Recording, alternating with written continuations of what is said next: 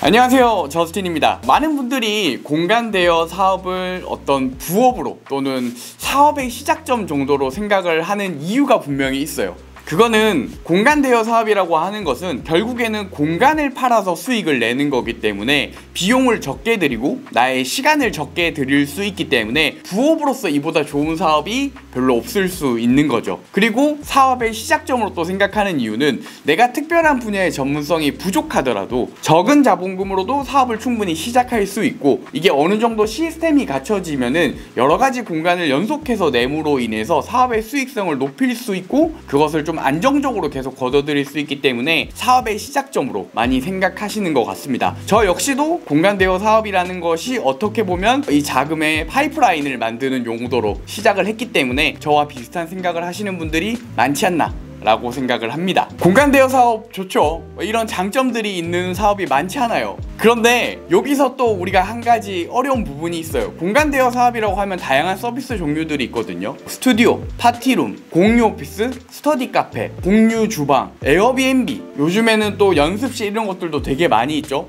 이 많은 서비스 중에서 나에게 맞는 서비스가 무엇인가, 이거를 찾기가 되게 어려운 거죠. 그래서 많은 분들이 유튜브 같은 데서 나에게 맞는 게 무엇일까, 다른 전문가들이 했던 것들을 참고하셔서 이렇게 뭔가 사업을 시작하는데, 아무래도 나에게 맞는 거를 찾는다기보다는 돈을 좀 더 많이 버는 것처럼 보이는 거, 남들이 조금 더 쉽다고 말한 것들을 우선으로 사업을 시작하다 보니까 그렇게 잘된 분들만큼 나도 결과를 가져오지 못하는 경우도 많습니다. 그래서 제가 만들었습니다.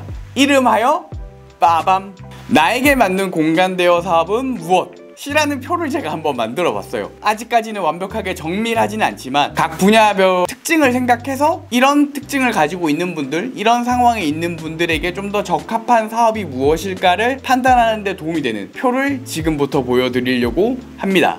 그래서 끝까지 따라오시면서 나는 어떤 상황에 있는가, 구분에 좀 더 속하는가를 기준으로 내가 앞으로 어떤 공간 대여 사업에 관심을 가지고 공부를 하는 계기를 삼을 것인가를 판단하시면 도움이 될 것 같아요. 투자금을 기준으로 생각을 가장 먼저 해보시는 게 좋아요. 그래서 내가 5천만 원보다 많은 돈을 투자할 수 있다, 또는 5천만 원보다 적은 돈을 투자할 수 있다고 판단을 하셔야 되는데, 먼저 5천만 원보다 많이 투자하실 수 있다면은 지금과 같은 공간 대여 서비스를 저는 추천드립니다.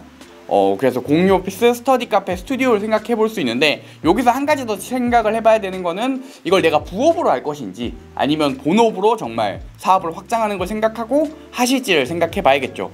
먼저는 많은 분들이 부업으로 많이 고민하고 계시는 걸로 알고 있거든요. 그래서 부업으로 하신다고 하면 보이는 것처럼 스터디 카페 또는 스튜디오를 많이 권해드리고요. 공유 오피스를 추천하지 않는 이유는 좀 이따가 다음 화면에서 제가 한번 설명을 드릴게요. 스터디 카페 같은 경우에는 지금 키오스크로 대부분의 시스템이 다 갖춰져 있기 때문에 내가 직장에서도 스터디 카페를 이용하는 현황들도 더 확인이 가능하시고, 무인 시스템들이 시장에 많이 풀려 있어요. 그래서 그렇게 많은 노력이 필요하지 않은 사업 중 하나라고 생각을 합니다. 그리고 스튜디오를 많이 권해드리는 이유는 스튜디오 같은 경우에도 하루에 응대를 하는 고객이 많지 않습니다. 하루에 보통 촬영팀 같은 경우에 4시간 이상 촬영하는 경우들이 대부분이고, 그렇다 보니까 그분들에게 충분히 사전 안내라든지 이용하는 방식에 대해서 안내가 충분히 잘 되어 있다라면은 굳이 현장에 가지 않더라도 무인으로 다 운영이 가능하시거든요. 그래서 이 두 가지를 많이 추천해 드리죠. 이 두 가지를 구분하는 데 있어서 생각을 해볼 거는 전문성이라고 저는 생각을 합니다. 그래서 전문성이 좀 더 있으시면 스튜디오를 하시는 게 수익성이 더 높을 수 있고요. 반대로 전문성이 없다면은 스터디 카페로 공부하시고 생각해 보시는 게 좋겠죠. 이유는 제가 다른 영상에서도 설명을 드렸었거든요. 이 영상에 보시면 알겠지만 스튜디오는 생각보다 촬영과 관련된 일을 해보셨거나 촬영과 관련된 일을 하시는 분들과 네트워킹이 갖춰져 있는 분들이 수익성이 높은 공간을 만들 가능성이 훨씬 높다라고 저는 생각을 합니다. 심지어 이런 분들 같은 경우에는 본인이 여기서 또 다른 컨텐츠를 만들고 또 다른 가치를 만들 수 있기 때문에 단순히 눈에 보이는 것보다 훨씬 더 많은 돈을 벌 수 있는 기회를 만들 수 있겠죠. 반면에 스터디 카페 같은 경우에는 전혀 전문성이 필요하지 않아요. 제가 스터디 카페를 계속 하고 계시는 대표님들도 만나고 많이 얘기를 해보다 보면은 성공하기 위한 가장 중요한 80% 정도는 입지라고 표현을 해요. 그러니까 운영자가 어떤 사람이냐 보다 내가 어느 위치에 스터디 카페를 여느냐가 되게 중요한 거죠. 그리고 그렇다 보니까 경쟁이 너무 치열해요. 그래서 스터디 카페도 죽는 곳도 많고 계속 잘 되는 곳들도 많죠. 경쟁이 치열하다는 게 어떻게 보면은 지금 제가 이렇게 표에서 나눈 것처럼 전문성의 유무로 구분되는 경우가 많으니까 이런 부분들을 참고하셔서 생각을 하면 좋을 것 같아요. 다음으로는 투자금이 5천만 원 이상이면서 직장을 다니면서 부업으로 하는 게 아니라 정말 주업으로 내가 뭔가 사업을 시작하는 파이프라인 또는 이 사업을 계속 확장해 나가겠다고 생각하시는 분들에게 권해드린 거는 오피스도 저는 추천을 합니다. 그런데 왜 공유 오피스는 주업으로 해야 하느냐를 얘기를 한다면은 일단 뭐 부업으로 하시는 분들도 많이 계시는 걸로 저는 알고 있어요. 그리고 이런 분들이 대부분 표현을 하는 거는 소호 사무실이라고 얘기를 하죠. 대부분의 분들은 건물주인 분들이 많아요. 이미 내가 건물을 가지고 있으면서 사무실들을 쪼개서 파는 개념이 공유 오피스랑 소호 사무실 둘 다 표현하기는 하는데 저는 개인적으로 공유 오피스 시장은 계속 커질 텐데 공유 오피스 시장의 경쟁에서 살아남기 위해서는 단순히 공간을 쪼개서 파는 개념이 아니라 공유 오피스의 문화를 집어넣을 수 있느냐 없느냐가 되게 중요한 차이라고 생각을 하거든요. 제가 지금 뭐 4년 정도 공유 오피스 사업을 하면서 정말 많이 느낀 거고 제가 그런 부분에 있어서 계속 확장을 시도하고 있기 때문에 다음에 다른 영상으로 더 많은 설명을 드릴 것 같아요. 만약에 제가 주업으로 하지 않고 부업으로 단순히 쪼개서 사무실을 판다면은 가진 자산에 비해서 충분한 수익을 거두지 못할 가능성이 전 더 높다고 봅니다. 그래서 더 많은 수익을 거두기 위해서는 반드시 주업으로 한다고 했을 때 공유 오피스를 추천드린다라는 이야기입니다. 그리고 이 분야에서도 역시 전문성을 생각해야겠죠. 앞서도 설명드린 것처럼 전문성이 있다라면은 스튜디오나 공유 오피스 사업을 추천드리고 전문성이 없다라면 스터디 카페를 생각하시면 좋을 것 같아요. 근데 이 전문성이라고 하는 부분이 지금 내가 없다고 하더라도 여러분들이 얼마든 쌓을 수 있는 부분이거든요. 지금 당장은 전문성이 없기 때문에 스터디 카페나 파티룸 이런 사업을 한다고 하시더라도 추후에는 내가 좀 더 큰 공간 대여 사업을 하기 위해서 공유 오피스나 스튜디오에 관련된 지식과 경험을 쌓는다 라고 생각을 하시고 준비를 하신다면 언제든 여러분들도 전문성이 갖춰진 상태가 되어 있겠죠. 저 역시도 공유 오피스에 대한 전문성이 없었습니다. 정말 3년 4년 동안 힘들게 갈고 닦으면서 지금은 전문성이 있다고 표현을 할 수 있겠죠.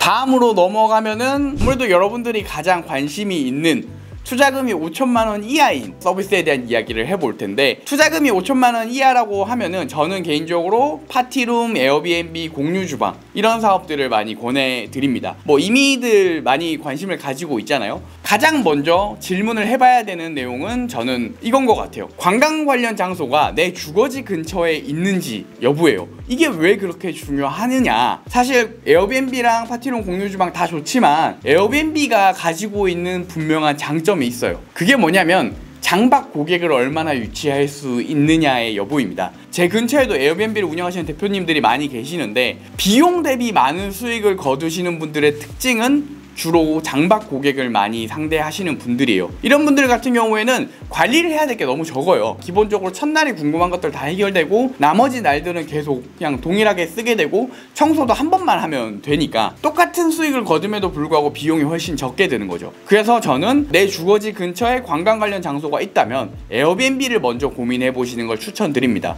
그리고 왜 주거지 근처여야만 하느냐라고 물어보신다면 저는 사실 완전히 타인에게 모든 관리를 맡기는 공간 대여 서비스를 별로 권하지 않습니다. 특히나 처음 시작하는 시점에서는 내가 정말 가끔 둘러보고 자주 확인할 수 있는 서비스를 하셔야지 이 서비스에 대해서 뭔가 배우고 성장할 수 있다고 생각을 하기 때문입니다. 대표적인 예로는 코엑스가 되게 좋다고 하더라고요. 코엑스 같은데 근처에 에어비앤비를 하시는 분들은 대부분 장박 고객을 잘 유치하고 계신다고 하니까 이런 부분도 참고하시면 좋을 것 같아요. 자, 다음으로 관광 관련된 장소가 없다. 그러면 이제 뭐 기본적으로 파티룸과 공유주방, 에어비앤비 이런 게 동률이라고 보시면 되고 이때 다시 던져야 될 질문은 2030 인구가 소비를 위해 모여있는 지역인가 여부예요. 이거는 왜 하냐면은 파티룸이나 공유주방이 잘 되는 곳들의 특징이기 때문입니다. 아무래도 우리가 파티룸이나 공유주방을 쓰시는 분들은 나 혼자 쓰는 게 아니잖아요. 뭔가 친구들과 모이고 내가 가지고 있는 모임을 하는 사람들이 모여야 하는데 그럴 경우 어디에 주로 모이시나요? 무엇일까요? 당연히 주로 우리가 핫플이라고 표현을 하고 자주 모여서 소비 활동을 하는 곳에서 파티룸이나 공유 주방을 찾는 경우들이 많습니다. 그렇다 보니 이런 곳 근처에서 파티룸이나 공유 주방을 했을 때는 아무래도 예약률도 높고 좀 더 판매가도 높게 해서 많은 수익을 낼 수 있는 가능성이 크니까 저는 그런 분들에게는 파티룸과 공유 주방을 추천해 드리고요. 이런 분들 중에서 공유 주방을 할지 파티룸을 할지를 고민하신다면 저는 인테리어 감각에 자신이 있는지 여부로 추천을 해드립니다. 자신이 있다면 공유 주방, 없다면 파티룸이죠. 왜냐면 파티룸은 지금 경쟁이 너무 심한 상태예요. 그리고 파티룸 같은 경우에 사실 저녁에 뭔가 사람들끼리 모여서 술을 마시는 용도다 보니까 공간이 엄청 예쁘지 않아도